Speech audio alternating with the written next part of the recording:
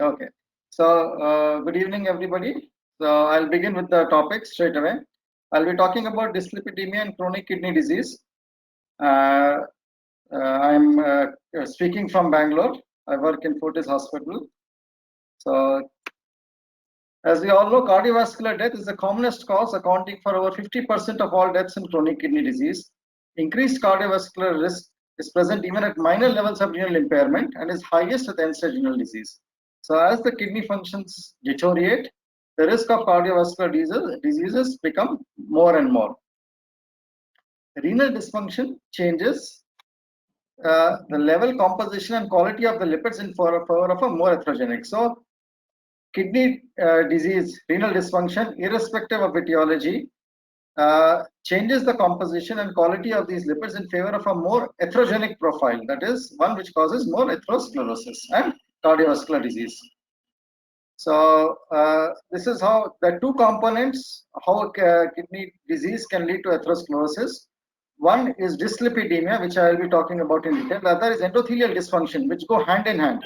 And that may explain why just controlling one arm, that is dyslipidemia, will not lead to reduction in total reduction in atherosclerosis. So there was a good slide which said that even though we have made lipid come to extremely low levels, still we are not able to get over or reduce atherosclerosis beyond a certain percentage, maybe 30 to 40% at best. This is because the other contributor is endothelial dysfunction. There's also a discussion about SD-LDL cholesterol and oxidized LDL, which also contribute to increased atherosclerosis. So these are the two arms. I'll be speaking mostly about dyslipidemia. Endothelial dysfunction has been covered in various forums. This is a diabetic heart. So as you can see on the left panel, the high blood pressure, lipid abnormality, insulin resistance, endothelial, early CKD, then uremic toxins, vitamin D dysregulation, calcium phosphate abnormalities, and then chronic inflammation. And they lead to an atherosclerosis. So on the right-hand panel will tell us that how the fatality keeps on increasing, whereas the traditional risk factors play a role up till a certain level, and thereafter non-traditional risk factor. And in fact, in the later stages of kidney disease, especially in dialysis, sudden cardiac death is the commonest cause of death. And it is more because of electrical instability in arrhythmia, diastolic dysfunction, calcification, which may not be entirely be covered by dyslipidemia. Now, this is a very interesting slide, a lipid profile in CKD. So as you can see, in the stages, as the stage increases, how the lipid profile changes. So initially, what is in the normal condition levels, but even from stage 1, it tends to go up. The first thing which we discussed, more importantly, triglyceride and apolipoprotein B tends to go up, and from stage 3, we can see it has crossed the normal concentration, which is in the normal zone. At the same time, which goes hand in hand, is a decrease in the HDL cholesterol. Again, we discussed in the previous talk how these are the two commonest abnormalities we see in a diabetic individual. And for all we know, CKD is considered as a CAD equivalent. Diabetes is also considered as a CAD equivalent. So these are something which are very, very particular, which are very, very common in a person who's having diabetes or maybe CKD. And most of our CKD have diabetes as well. As you can see, the total cholesterol and LDL cholesterol tend to remain in the normal range. In peritoneal dialysis, however, they go up for maybe because of glucose loading. And in transplant, again, it goes up to a very high level. So in a person with CKD, the total cholesterol remains normal. Triglycerides go up, which can be measured from stage 3 onwards, and HDL cholesterol tends to come down.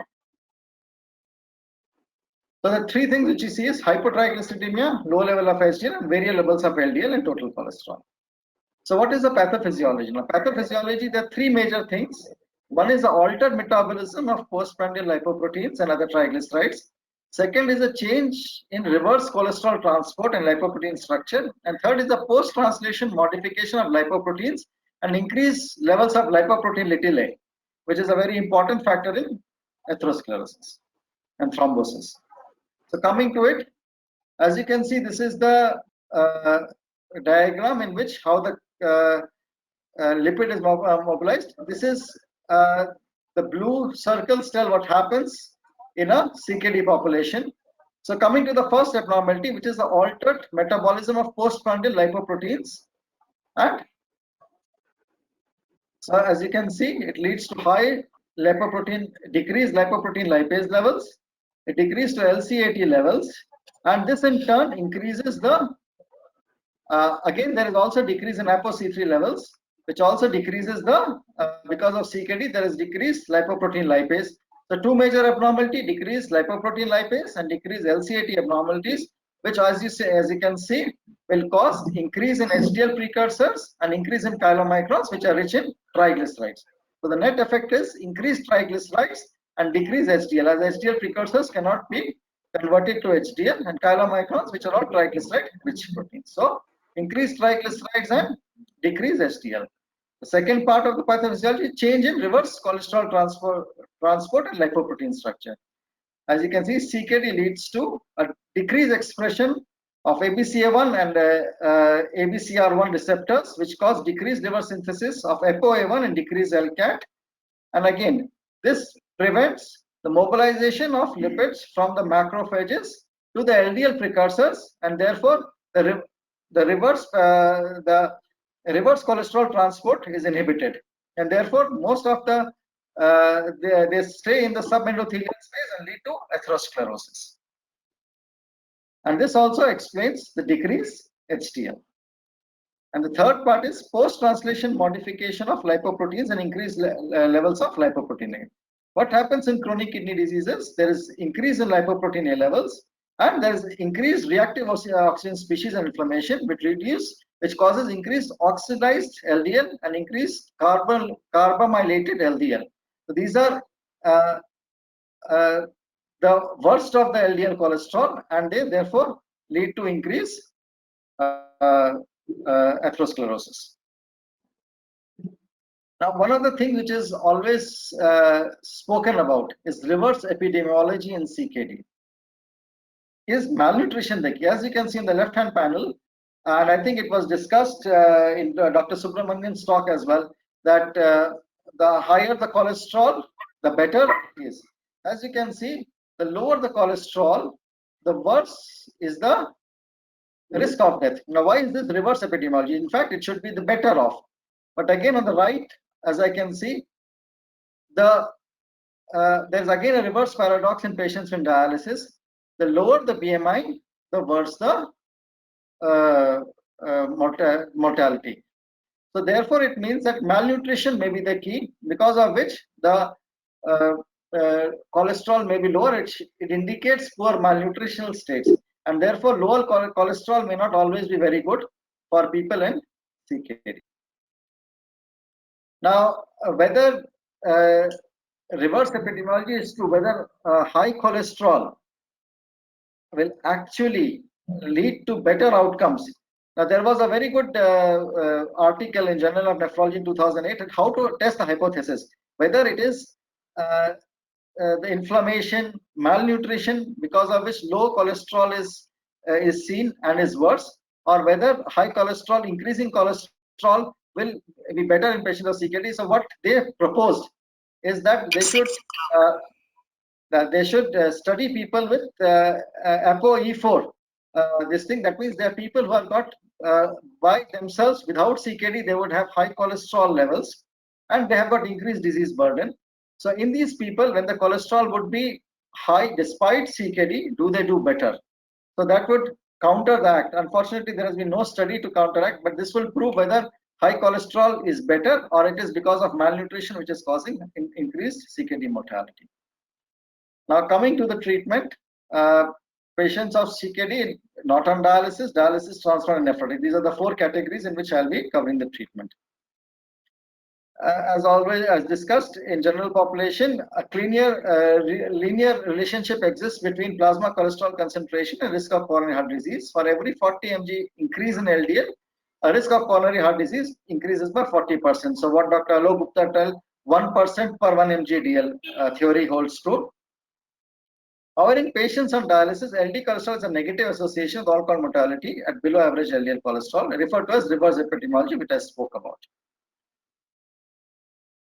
first and most important, lifestyle modification. I think that is that should be emphasized at every level, and it was well emphasized in the previous talk as well. Every person whose genetic profile puts them at increased risk can reduce their risk by 50% through change in lifestyle.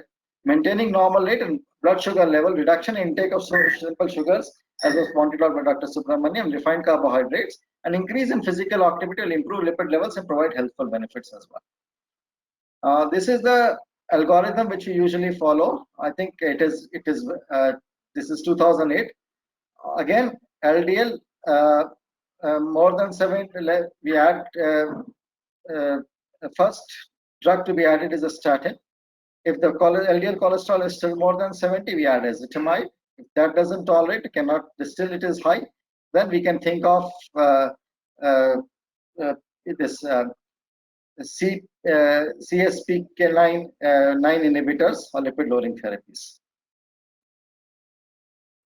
So what about the studies which have been done in LDL cholesterol? This is a chart in which major studies have been done. So again, most of them are statin. One is with SHARP trial, is with simvastatin, ezetimibe. Again, statins and CKD. Again, there was a good Cochrane meta-analysis review, which I will be sharing the slide. So this is what they showed. As you can see, all the studies are major cardiovascular outcome. The statins have showed to be better. It includes Jupiter, Prevent. So they have taken patients with on CKD, and again, 4S trial, SHARP trial, PPP trial all show that statins help. So obviously, we know multiple studies and review analysis show that statins help. Again, all-cause mortality, the same paper, Cochrane review, shows that it also reduces, not only reduces major adverse cardiovascular outcome, but also it reduces mortality. But advancing stage, diminishing returns. Now, this is a paradox. When we start statins or dyslipidemia earlier, we see that statin yield a much favorable result.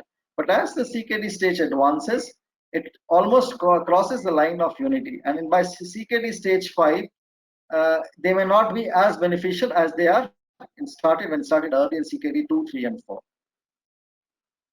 So again, this could be because maybe atherosclerosis thereafter may be driven more by endothelial dysfunction and inflammation than by dyslipidemia. So what do our National Kidney Foundations say? So this was in 2013. They have not changed much thereafter. So it says use statin alone or statin plus ezetimibe in adults more than 50 with CKD 3 to 5, not on dialysis. Use statin alone more than 50 years in CKD 2. In adults less than 50 years, use statin alone or a history of CAD, MI, diabetes, or stroke. And this is something very odd in the renal fraternity. They say fire and forget rather than target to treat. Treat to target study. That means you put them on a dose and forget about it. No need to measure the levels. Even though this thing is now being revised with newer data and may be revised in the secondary guidelines. But as of now, what we follow is just fire and forget. So what are the doses? What has been recommended? So the recommended dose surprisingly is much lower. As you can see, for atorvastatin, the commonly used is just 20 milligram. And it also has a caveat that major trials of statin CKD may be lower doses may be appropriate for patients with Asian countries.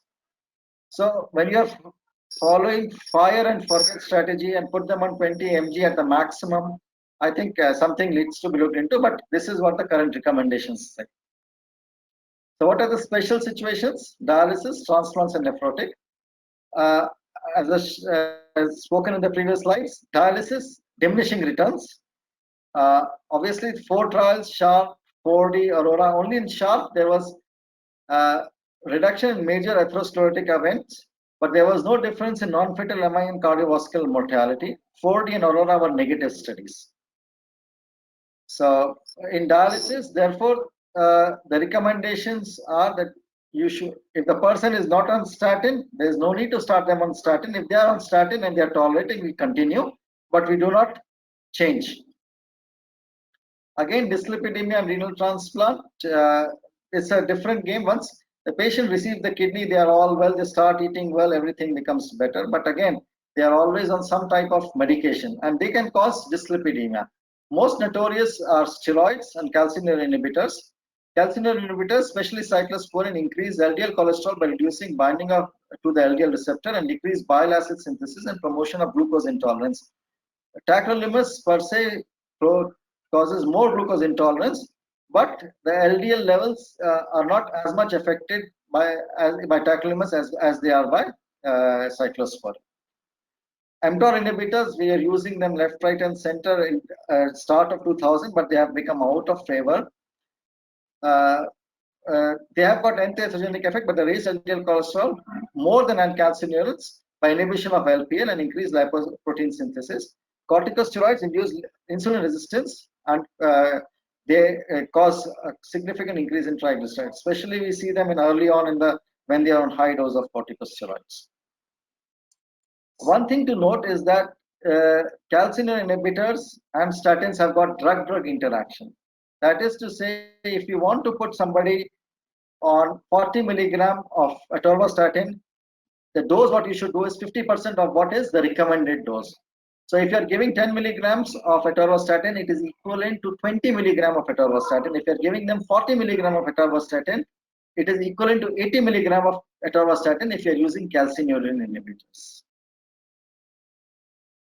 So again, there was a study on fluvastatin on cardiac outcomes, and obviously it does reduce the LDL cholesterol if you use a statin, but the results, there is some data that shows there will be some improvement, but most of the data shows it is probably neutral. So why a lot of cardiovascular benefit was not achieved on patients of transplant cannot be defined. But one of the reasons is by the time they reach end-stage renal disease, their vessels are all calcified, and maybe it may be a little too late, or maybe the dose may not be very adequate. So that point remains to be elucidated. Again, nephrotic syndrome. These are the people who have the worst lipid abnormalities in the renal scenario, and that's how it happens. Very high LDL levels, very high VLDL levels, and they are prone for increased atherogenicity. We see a lot of thrombosis, membranous, lot of venous, but as well as arterial thrombosis. We have had people coming with frank MI during a relapse, and they required an angio. They said that cardiologist told there was a clot and they had to do a clot evacuation. So obviously, nephrotic syndrome, one of the common problems what we face is atherosclerosis. But what about the strategies? Unfortunately, meta-analysis showed that there have been no cardiac outcome studies till now, except for one or two studies which have assessed the role of lipid-lowering agents in nephrotic syndrome. So this is very surprising. We have not had a study so far, and there is no data that which says that it will reduce cardiovascular outcomes. But it makes sense. If you have such high cholesterol, you should treat. But whether it makes sense, it improves cardiovascular outcome, we don't know.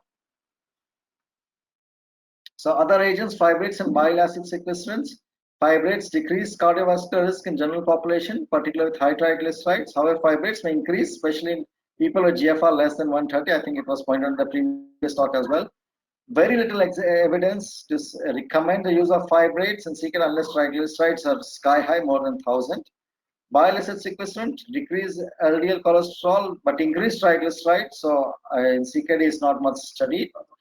Again, omega-3 acids have no proven on LDL or HDL cholesterol, but they act via hepatic wheel triglyceride synthesis on a secretion and enhance triglyceride clearances. So they are particularly very effective, very attractive options in patients with CKD. We had a long chat, and this is because of this REDUCE-IT trial. But luckily, my previous speaker had cleared all doubts, and this is just one of studies. Other studies have not proven the benefit.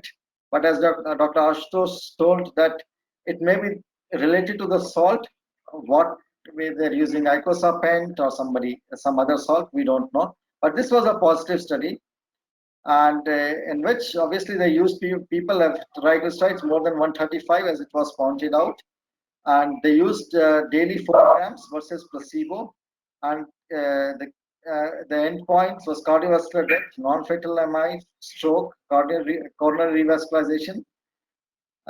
So they had some components of people. So this shows that it was a positive study, and again, they had included people with CKD. Luckily for us, and even people with GFR less than 60, there it shows that it is effective.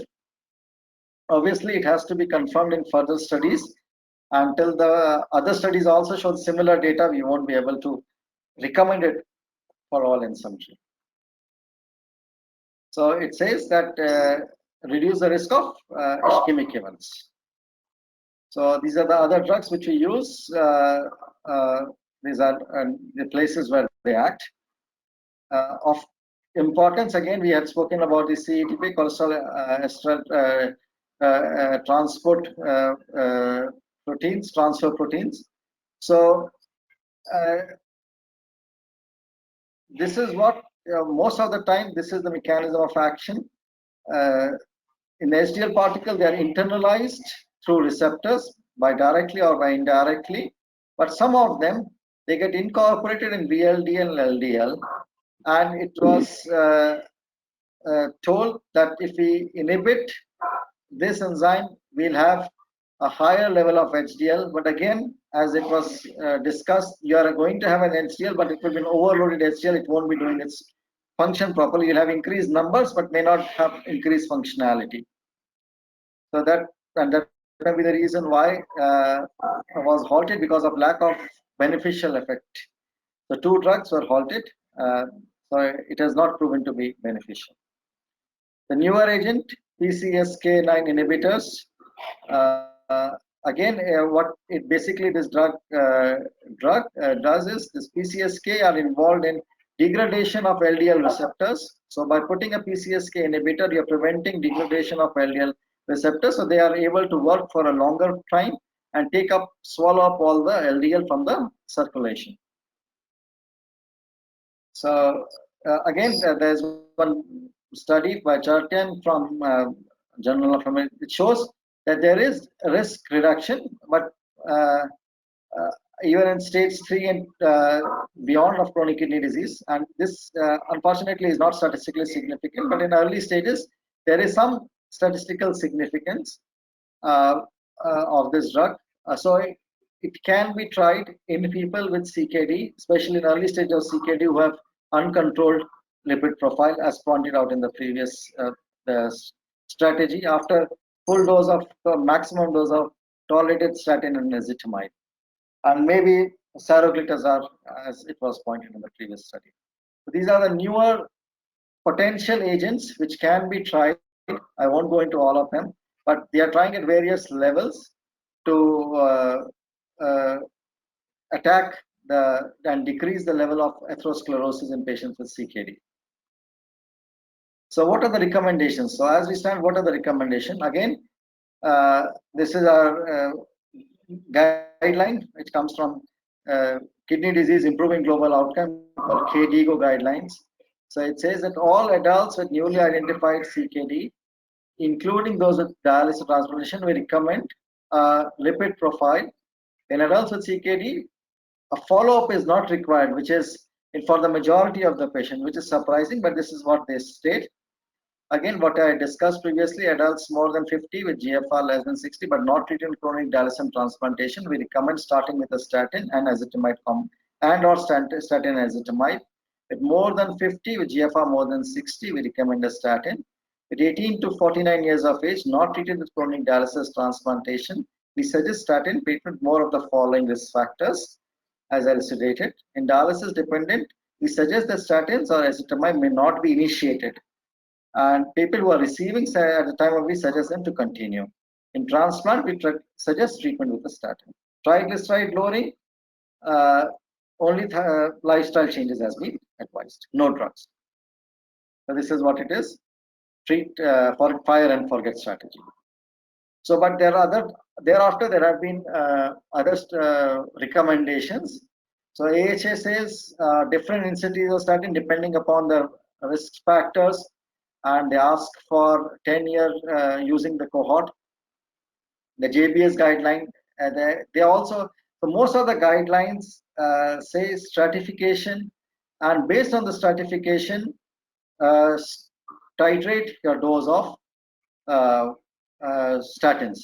But KDIGO as of now has gone with a flat, not to repeat strategy of statin. But other guidelines, obviously, these again, some of the Canadian have target 50% reduction in LDL cholesterol. American Society of Endocrinology, the latest, have target lower, and they are going for target-based approach. So concluding my talk, CKD is characterized by a high cardiovascular risk, which begins in early stages. Comorbidities such as arterial hypertension, diabetes, and dyslipidemia contribute to this risk. Statins exert positive effect in CKD and probably in renal transplant patients, whereas no advantages have been revealed in ESRD in terms of survival of cardiovascular morbidities. New hypolipidemic therapies lead to additional lowering of cholesterol, but further studies are necessary to evaluate the potential and application of CKD. I'm looking forward for further studies on omega-3 acids, and in order to improve clinical outcomes. Cost remains a concern for certain drugs, especially the newer ones. Thank you.